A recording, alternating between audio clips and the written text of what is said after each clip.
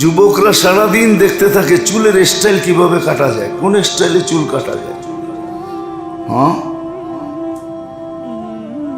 কোন সেলিপেটি কিরকম চুল কাটে, অথচ এরকম চুল কাটতে কাটতে আত্মহত্যা করে ফেলছে।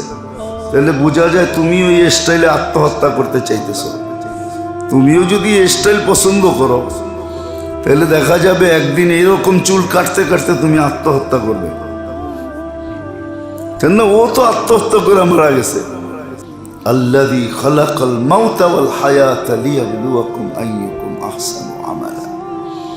সত্য এটাই, সময়েরই হিসাব হবে কোন কাজে কাটাইছে।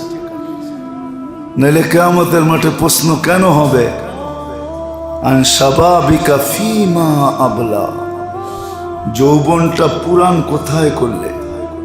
আমি ব্যক্তি যেমনই হই,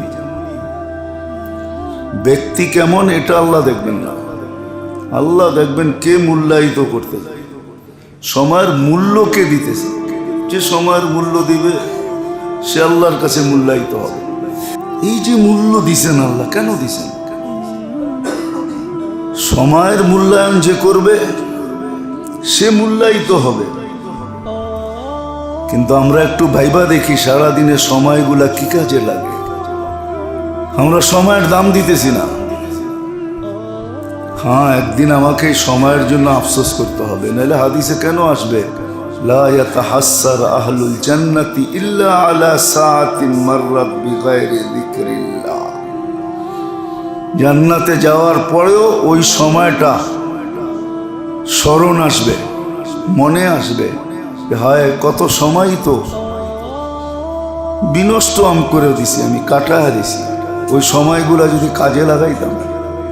এই জন্য হাদিসে আছে জান্নাতে সুমধুর আওয়াজ উঠবে, তো নিচের জান্নাতি বাহির হয়ে জিজ্ঞাসা করবে উপরে কিসের অনুষ্ঠান হইতেছে। তো বলবে কোনো অনুষ্ঠান না, স্বামী স্ত্রী খাটে বয়া পাশ পরিবর্তন করতেছে, আর খাটের থেকেই আওয়াজ বাহির হইতেছে। জিজ্ঞাসা করবে সেই মর্তবা পাইল কি করা, জাদা বিকা সুবহানাল্লাহ মাররাতান ওয়াহিদা, হিসাবে তোমার চেয়ে একবার বেশি সুবহানাল্লাহ পড়ছে।